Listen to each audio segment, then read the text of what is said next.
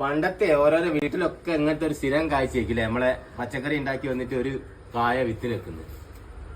ഇത് വിത്തിന് വെച്ചൊരു കായമ പൊട്ടിച്ചൊക്കെ ഏതായാലും. അപ്പം പണ്ടത്തെ ആളുകൾ നാടൻ വിത്തിന് അത്രയും വലിയ പ്രാധാന്യം കൊടുത്തിന്. അതുകൊണ്ട് തന്നെ അവര് ഓരോരോ ടൈമിൽ ആ വിത്ത് സംരക്ഷിക്കാൻ വേണ്ടിയിട്ടാണ് ഇത് ഈ രീതിയിൽ. ഇതിപ്പോൾ ഒരു വർഷമായ കായ കേട്ടോ. ഈ ഇതിൽ ഒന്നും ആവൂല, ഇത് കുറേ നിൽക്കൂ.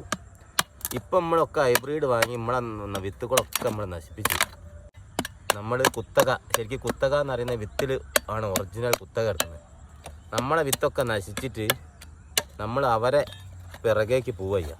അതാണ് ഇവിടെ ഈ കുത്തകക്കാരുടെ ലക്ഷ്യം. ഇത് ചെരങ്ങേൻ്റെ വിത്ത് ഉണ്ടല്ല, ഒരു വർഷമായി. ഇതിൻ്റെ ഈ കാലാവസ്ഥയിൽ ഇതേ രീതിയിൽ ഒരു വർഷമായാലും വിത്തൊന്നുമില്ല. അപ്പോൾ നമ്മളിങ്ങനെ എടുത്തു വെക്കുന്ന കായ സ്റ്റാർട്ടിങ്ങിൽ ഉണ്ടാവുന്ന കായ എടുക്കൂല, അവസാനം ഉണ്ടാവുന്ന കായ എടുക്കൂല. ഒരു മധ്യത്തിലൊരു കായ എടുത്തു വെക്കൂ. അത് ഏറ്റവും അവസാനം നമ്മൾ വള്ളിയൊക്കെ ഉണങ്ങിക്കഴിഞ്ഞാൽ ഏറ്റവും അവസാനമാണ് പറിച്ചെടുക്കുക. ആ പറിച്ചെടുത്ത കായ നമ്മൾ കുറച്ച് വെയിൽ കൊള്ളിക്കും. വെയിൽ കൊള്ളിച്ചിട്ടാണ് ഇതേപോലെ വിത്തിന് വെക്കുക. ആദ്യത്തെ കായയിൽ വിത്ത് ഉണ്ടാവില്ല, കുറയും. അതുകൊണ്ടാണ് ഒരു മധ്യത്തിലായിട്ട് എടുക്കുന്നത്. അവസാനത്തെ വള്ളി ക്ഷീണിക്കും ചെയ്യും. ആ സമയത്തെ കായ നമ്മൾ എടുക്കൂല.